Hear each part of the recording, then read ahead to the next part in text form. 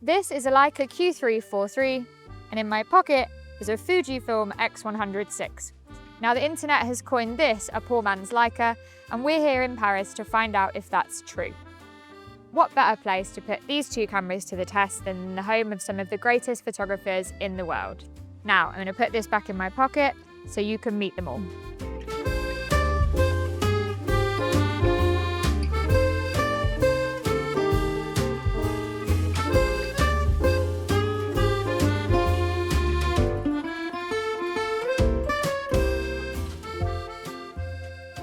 So I'm standing in Rue Mouffetard, where Henri Cartier-Bresson would have come and photographed way back in the day with his own Leica that looked a lot like this one. Now this is the digital Q343. It has a BSI CMOS sensor and the ability to shoot 60 megapixels, 18 megapixels and 36 megapixels, which allows you to select where your resolution is.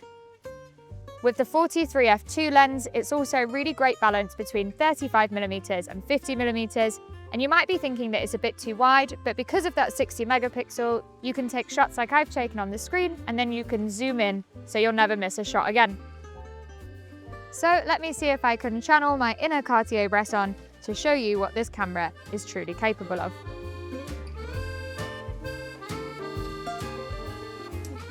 So I am not as brave as some of the greats.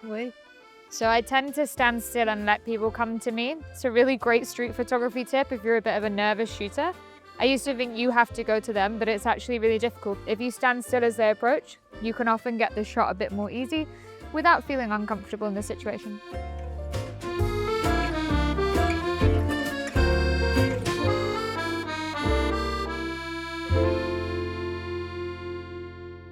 So we've come to Hotel de Ville, which is a really famous spot from Robert Desnow, who photographed a really famous picture of two lovers kissing in the street. As you can see behind me, I won't be getting a shot like that today because the hotel has had a revamp, or in my opinion, a downvamp. So we'll work with what we've got. But first, let's talk about the X100VI. Now the X100VI comparatively has 40.1 megapixels. It's also APS-C, and it's worth bearing that in mind because that comes with a 1.5 crop, roughly. Now, what does that actually mean in practical terms? It essentially takes this 23mm lens and converts it to roughly a 35mm lens. And of course, when you then compare that with the 43 on the Leica, the difference becomes a lot less. However, having shot with both, that almost 10mm difference is actually quite substantial when you're shooting street photography, and on the screen you'll start to see why. And the last thing I'm going to mention, which everybody knows about Fujifilm, is that they have film simulations, and those film simulations can be adjusted in quite great detail and depth, and that should allow you to theoretically set it up to look like a Leica, hence the expression a poor man's Leica. That being said, I'm going to talk to you in this video about the upsides and downsides of that, and whether it really is suitable for you to get everything you need from this camera, or whether you should be looking for an upgrade. Cute patoot. Beep beep. One of the things I love about Robert Desnow is boundaries, and you might be wondering what I mean by that. Robert was one of the really pioneer photographers that made decisions about who he photographed quite publicly. So after serving in the war, when he came back, he made the decision that he wouldn't photograph anybody who had their head shaved. And part of that was because at the time, in France, in Germany, and England, a lot of those people had come from concentration camps or recovering from those areas. And he decided that as a photographer, he wanted to set himself boundaries on what he would capture and what he wouldn't capture. So I would say set yourself some boundaries as a street photographer, understand what makes you comfortable and what you think is socially acceptable and acceptable morally for yourself, and then stick with them.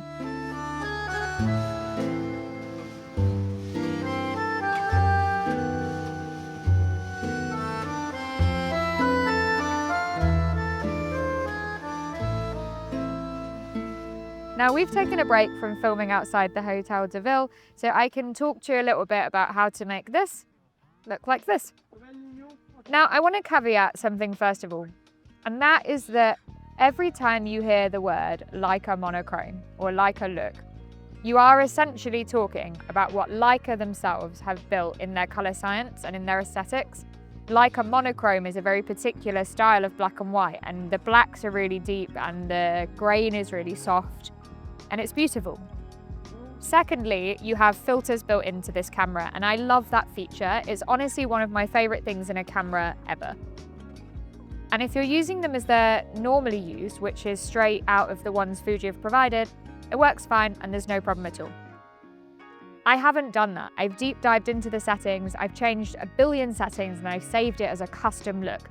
And because of that, the camera is really struggling to buffer those images, and it's taking around 3 seconds in between each shot to store the photo.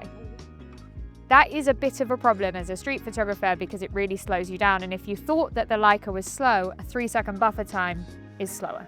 However, you have that huge difference in price point, and do they look like Leicas? Well, I'll put them on the screen and you can see for yourself.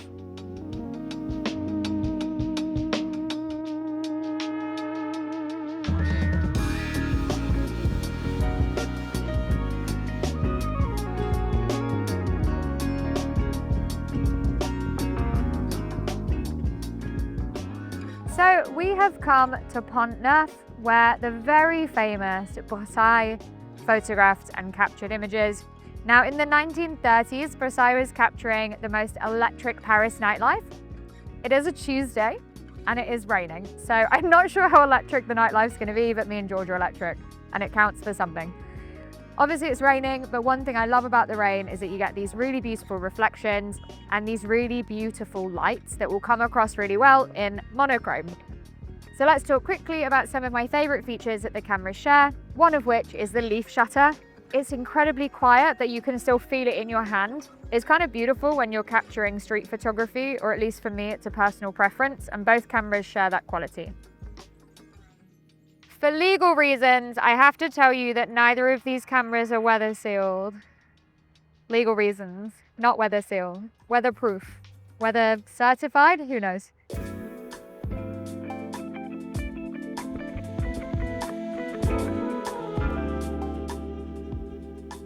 My two biggest pieces of advice when shooting the streets at nighttime is number one, David Hearn still pulls an 8-hour walk and he's 82.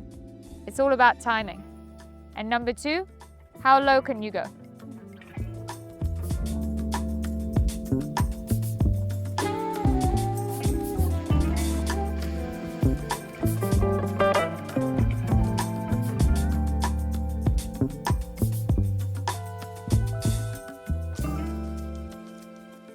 So it's our second day in Paris and we've come to the Place de la Concorde, and we're here because Eugene Aget was employed by the city of Paris in the turn of the century to document the way that architecture changed.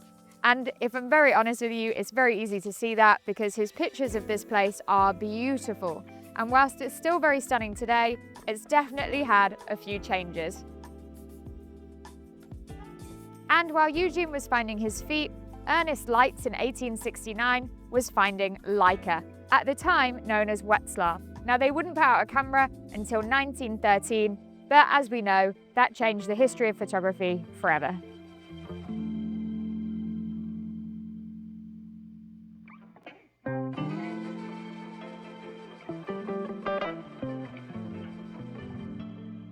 What am I doing, you're wondering? Well, I'm here to talk about rangefinders.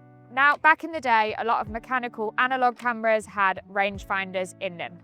A rangefinder is essentially a dual image mechanism that allows the photographer to measure the distance between themselves and the object they're photographing.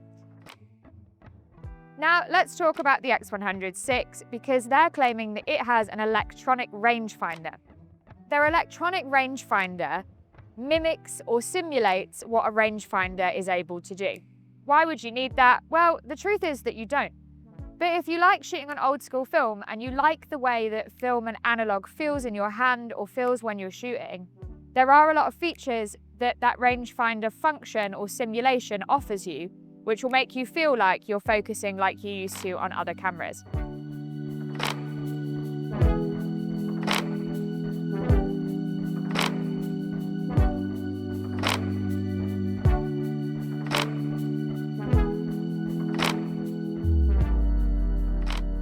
Do you think it counts as architecture if you're shooting a pigeon in a nice place? Is that, is that how it works? I feel like that's how it works. Now look, I am not an everything photographer. Nobody is. That would be impossible. But you have to shoot for the lens you have. So we're going to be putting images on the screen of both of these cameras taking the same shot. And what you'll notice is the difference in focal length really changes whether the picture is actually a good picture or a bad one. And what that will show you is that maybe what you're shooting is the problem and not the camera you're using.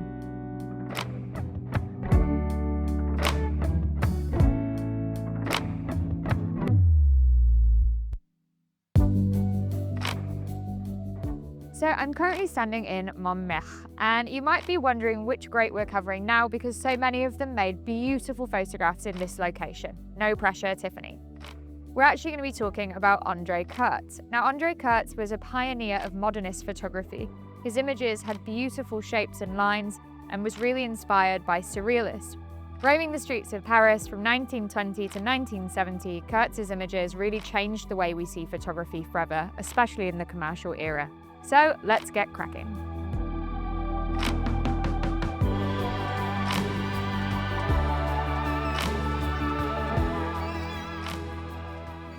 Now, before I start photographing like Kurtz, or attempting to, I want to talk to you about the bodies and the layouts of these cameras because that's what really stands out for me when it comes to the Leica. From a functionality perspective, both of these cameras have performed really well, but in terms of how you use them, they are incredibly different. So starting with the Fujifilm, as you can see, you have quite a lot of custom options. You can customize most of the dials to be set to what you want them to. On the front of the camera, you have your aperture ring and your focus ring if you choose to go manual, and you can set manual and auto on the side of the camera. So there's quite a lot of options externally. Your battery and memory card are at the bottom here. You can see I'm using Leica today. And in terms of the battery life, both of these cameras have lasted for a full day. On your Leica, there's a lot less going on. We have our aperture at the front of the lens here. You've then come across and you've got your ability to set your focus distance. So very similar to the Fuji, this is your focus ring, but unlike the Fuji, they have the meters and feet listed here so that you can select them yourself. And then at the back, you have the ability to turn on macro mode, and that just allows you to shoot closer, and then you can lock it back off again. You might be wondering why it's a big deal or why people care about being able to lock in on the distances for focus.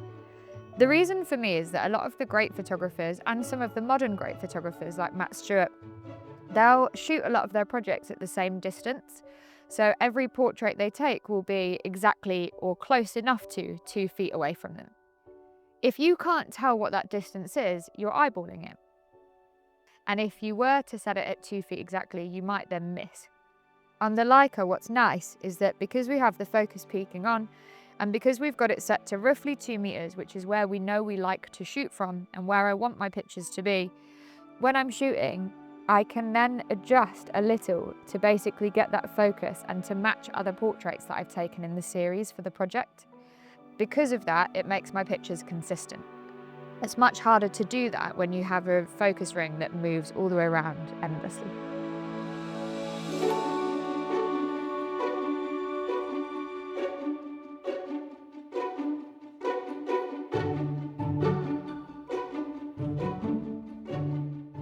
If you want to be a good photographer, you need to take really bad photos.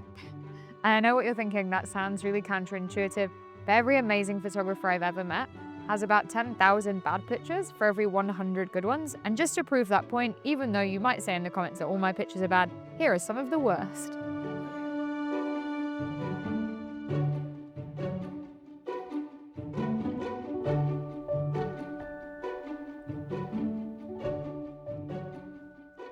That was me being Raymond Depardon.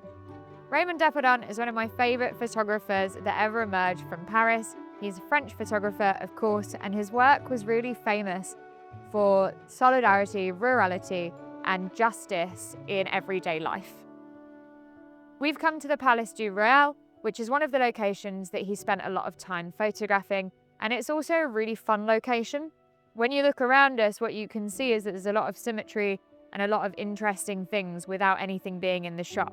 If you then add in or factor in somebody doing something fun or interesting, It's kind of a perfect shot without you even trying.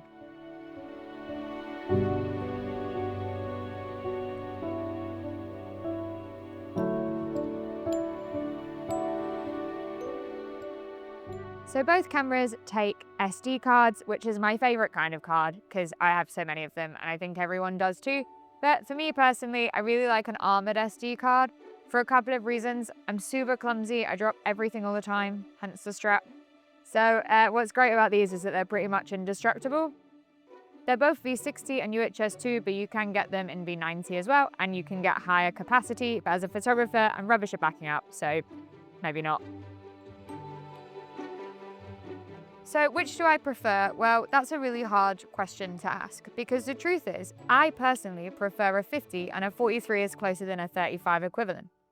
I also prefer the design of a Leica. And I probably think that the picture quality of this camera is better, which it would be because it's 60 megapixel. But you'll notice I started every sentence with I because that's just my personal opinion, and I think there's lots of cameras out there that are perfect for lots of people. Mine, Pa, uses a 5D4. The other thing that I would caveat is I own this camera, not this one. And the reason is because this camera is almost £6,000. And it is a lifetime investment and it's a beautiful camera, and truthfully, if tomorrow you offered to gift me one of these cameras, I might pick this one. I own this one because the pictures that come from it are so beautiful, and honestly, it fits in my pocket. It's really easy to carry around, and I shoot with a lot of kit normally. So it's really up to you. It might be neither of these cameras that's your favorite, but for this video, I've been Tiffany, and also Eugene Adjutet, and also Andre Kurtz, and Cartier-Bresson, and Raymond Duffordon. See you in the next video.